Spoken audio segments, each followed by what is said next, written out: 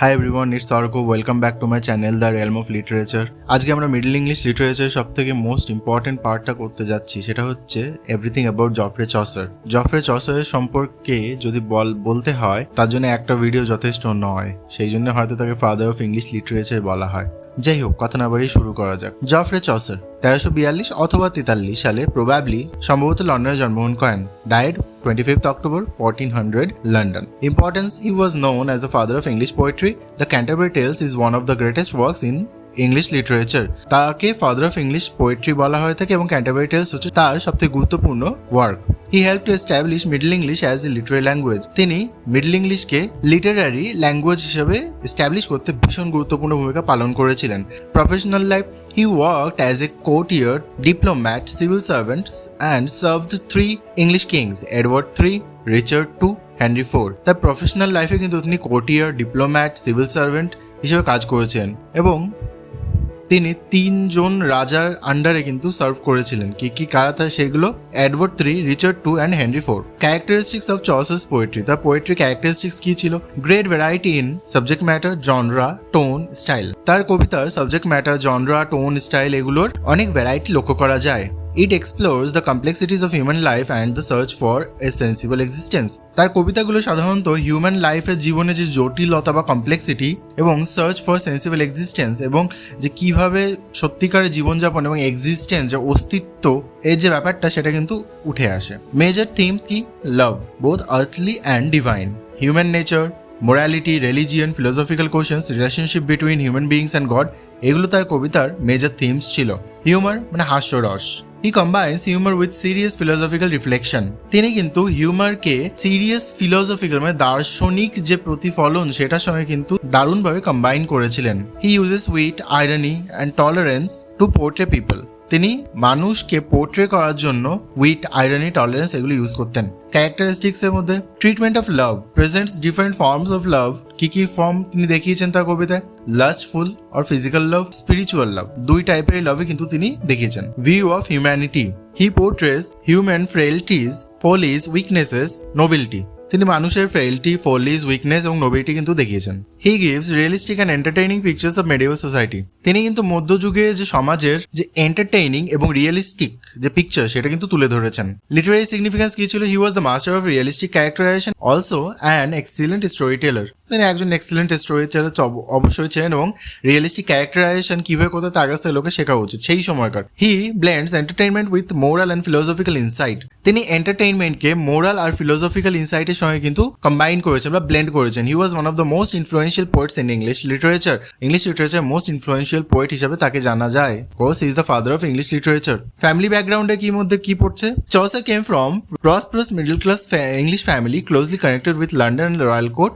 His father John Chaucer was an important London vintner or wine merchant and deputy to King's butler. তিনি হচ্ছে একজন middle class English family থেকে belong করতেন, যে connection London এবং royal কোর্টের সঙ্গে ছিল। তার বাবা জন চসার একজন ওয়াইন মার্চেন্ট ছিলেন। এর পাশাপাশি তার বাবা রাজার বাটলার দের ডেপুটিও ছিলেন। Family name: the surname Chaucer comes from the French word chaucier meanings a shoe maker or make of footwear. এই চৌসিয়ার শব্দটা এসে ফ্রেঞ্চ ওয়ার্ড চৌসিয়ার থেকে, যার মানে হলো শু মেকার মানে জুতো তৈরি করে যারা। Family wealth: the Chaucer's family wealth mainly came from the wine and leather trades. তাদের ফ্যামিলি ইনকাম মেইনলি যে ওয়াইন ট্রেডিং এবং চামড়া ব্যবসা থেকে আসত। Birth: Chaucer was probably born in 1342 or 43 in London, though 1340 is traditionally mentioned. Traditionally সাধারণত ধরা হয় তিনি 1340 জন্মেছেন, বাট এনি মতভেদ রয়েছে।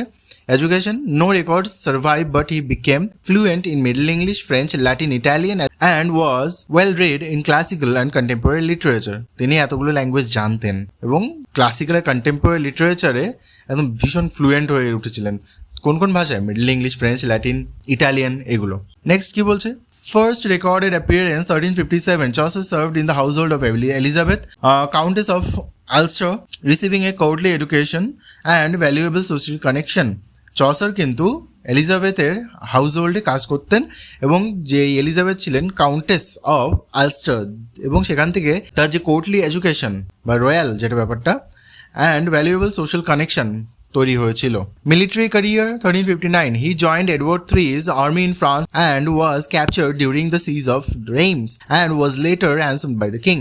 এডওয়ার্ড III এর আর্মি জয়েন করেছিলেন ফ্রান্সে, বাট তাকে ক্যাপচার করে রাখা হয়েছিল, পরে রাজাকে তাকে মুক্তিপণ দিয়ে ছাড়াতে হয়েছিল। Messenger 1360 after his release Chaucer served as a messenger between Calais and England during peace negotiation. এই যে Calais and ইংল্যান্ডে যে পিস নেগোসিয়েশন যেটা 1360-তে, সেখানে তিনি মেসেঞ্জার হিসেবে কাজ করেছিলেন। পসিবল লিগাল ট্রেনিং 1361 to 65 1361 থেকে 65 মধ্যে তিনি হয়তো ল স্টাডি করেছেন, আইন, এবং সেখান থেকে তিনি পাবলিক যে সিভিল সার্ভিস সেটার জন্য কিন্তু ইম্পর্টেন্ট প্রিপারেশন নিয়েছিলেন। Diplomatic mission 1366 Chaucer led his first recorded diplomatic mission to Spain, marking the beginning of his diplomatic career. Chaucer's diplomatic career start হয়েছিল, তার যে ফার্স্ট ডিপ্লোম্যাটিক মিশন যেখানে কোথায় ছিল সেটা ছিল ফ্রান্সে। তারপরে কি বলছে, by 1366 Chaucer married Philippa Pan Roet, a lady connected with Queen Philippa's household. Queen ফিলিপার একজন হাউসহোল্ড ছিল যে ছিল ফিলিপা প্যান, তার সঙ্গে 1366 চসার বিয়ে করেন। Career advancement in 1367 he became a yeoman of king's household and in 1368 he was promoted to king's esquire. 1367 তিনি রাজার হাউসহোল্ডে ইয়োম্যান হয়েছিলেন and 1368 কিন্তু তাকে প্রমোট করে দেওয়া হয়েছিল রাজার এস্কোয়ার হিসাবে। মিলিটারি অ্যান্ড কোর্ট সার্ভিস 1369 এখানে তিনি আবার ফ্রান্সের হয়ে আবার সার্ভ করেছিলেন এবং সেখানে তিনি কুইন ফিলিপার ফিউনারালে কিন্তু মর্নার হিসেবেও কাজ করেছিলেন, মর্নার হিসেবে ছিলেন, official mourner. Next, the Book of Duchess, first major poem. The Book of the Duchess 1369 to 70 was Chaucer's first important poem. এটা ছিল তার ফার্স্ট ইম্পর্টেন্ট পোয়েম। পারপাস কি ছিল? It's an elegy mourning Blanche, Duchess of Lancaster, the first wife of John of Gaunt. এর পারপাসটা ছিল, এটা এক ধরনের এলেজি যেটা মর্ন করছিল বা শোকাহত ছিল কার মৃত্যুতে? ব্লাঞ্চ, যিনি ছিলেন ডাচেস অফ ল্যাঙ্কাস্টার এবং জন গন্টের ওয়াইফ। এবার John of Gaunt, Chaucer maintained a close relationship with John of Gaunt, one of the most powerful nobles in England. ইংল্যান্ডে একজন ভীষণ পাওয়ারফুল নোবেল ছিলেন জন অফ গন্ট, তার সঙ্গে কিন্তু তার ভালো রিলেশনশিপ ছিল। Literary influence, the poem was influenced by Roman de la Rose, contemporary French poetry and Ovid, Chaucer's favourite Roman poet. এই যে পোয়েমটা, এটা ইনফ্লুয়েন্স হয়েছিল রোমান ডে লা রোজ থেকে, যেটা অ্যাকচুয়ালি সেই সময়কার একটা ফ্রেঞ্চ পোয়েট্রি ছিল, সেটা থেকে ইন্সপায়ার হয়েছিল, অ্যান্ড ওভিড থেকেও কিন্তু ইন্সপায়ার হয়েছিল, যিনি চসারের ফেভারিট রোমান পোয়েট ছিলেন। প্রশ্ন আসে, চসারের ফেভারিট রোমান পোয়েট কে? অ্যান্সার হচ্ছে ওভিড। নেক্সট কি বলছে? Literary form, the Book of duchess is written as a dream vision, a popular মেডিয়েভাল Literary form. এই বুক অফ ডাচেস লেখা হয়েছে ড্রিম ভিশনে, এবং এই ড্রিম ভিশন মধ্যযুগ বা মেডিয়েভাল এজে একটা ভীষণ পপুলার লিটারারি টার্ম ছিল। Narrative technique, Chaucer introduced the use of first person narrator, blending personal experience with fiction. Chaucer কিন্তু এখানে ফার্স্ট পার্সন যে ন্যারেটর বা ন্যারেটিভ টেকনিক, এটা কিন্তু ইন্ট্রোডিউস করেছেন, এবং এখানে পার্সোনাল এক্সপিরিয়েন্স কিভাবে ফিকশনের সঙ্গে ব্লেন্ড করতে হয় এখান থেকে কিন্তু তিনি সূচনা করেছিলেন। Literary achievement, the poem demonstrate Chaucer's mastery of realistic characterization, natural conversation and the exploration of love, philosophy and religion. এই যে পোয়েম, এটা হচ্ছে ডিসক্রাইব করে যে চসার কতটা মাস্টার ছিলেন যে রিয়েলিস্টিক ক্যারেক্টারাইজেশনের দিক থেকে, এবং তাছাড়া ন্যাচারাল কনভারসেশন, কথোপকথন, এবং লাভ, ফিলোসফি, রিলিজিয়ন, এগুলো কিভাবে এক্সপ্লোর করতে হয় তার কবিতা থেকে আমরা জানতে পারি। তিনি ভালোভাবে শিখিয়ে দিয়েছিলেন। নেক্সট কি বলছে? Diplomat and civil servant, diplomatic career during 1370s Chaucer served on diplomatic missions to Flanders, France and Italy. 1370 সালে তার ডিপ্লোম্যাটিক বা কূটনৈতিক ক্যারিয়ার স্টার্ট হয়েছিল। তার ডিপ্লোম্যাটিক মিশন কোথায় ছিল? ফ্ল্যান্ডার্স, ফ্রান্স আর ইটালি। ফার্স্ট ইটালিয়ান মিশন 1372 থেকে 73। He negotiated with the Genoese বা ট্রেড যেটা and Florentines loans of Edward III। এখানে ফার্স্ট ইটালিয়ান মিশন ছিল। Second Italian mission 1378। এই সময় তিনি মিলান ভিজিট করেছেন একটা মিলিটারি ডিপ্লোম্যাটিক মিশনের জন্য।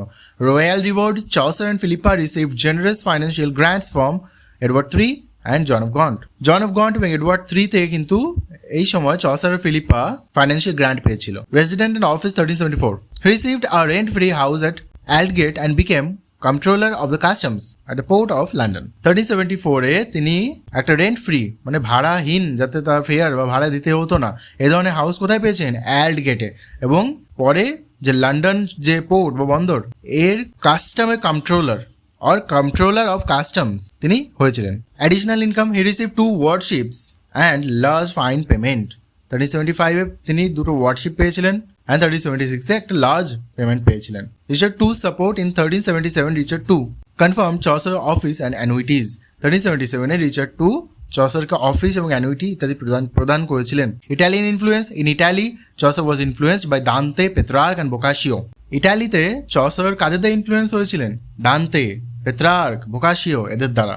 Major work of the early years. এই সময় সব থেকে মেজর ওয়ার্ক কি ছিল? The House of fame was is major work of this period.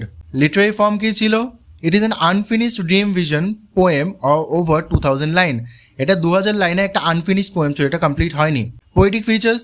The poem shows Chaucer's master of metre, humour, irony, varied subject matter, এগুলো তার poetic features ছিল এই কবিতার। Golden eagle. The golden eagle carries the narrator Geoffrey to the House of Fame and the House of Rumour. Golden eagle এই narrator জফরেকে House of Fame এবং House of রুমারে কিন্তু নিয়ে গেছিল, জানা যায় এটা। Narrator. Chaucer appears as a fictional character or narrator devoted to love poetry but unsuccessful in life. এখানে ন্যারেটর কে? এখানে সে ন্যারেটর হচ্ছে চসার। চসারকে এখানে ফিকশনাল ন্যারেটর হিসেবে ব্যাখ্যা করা হয়েছে যে কবিতা ভালোবাসতো কিন্তু জীবনের যে প্রেমে আনসাকসেসফুল ছিল। সেন্ট্রাল আইডিয়া কি ছিল? The poem says that the earthly fame is temporary, uncertain and unpredictable. এই সেন্ট্রাল আইডিয়া ছিল যে পোয়েমটা সাজেস্ট করে যে পার্থিব যে খ্যাতি বা পপুলারিটি এটা টেম্পোরারি, পার্মানেন্ট নয়, এবং এটা আনপ্রেডিক্টেবল ইত্যাদি দেখায়।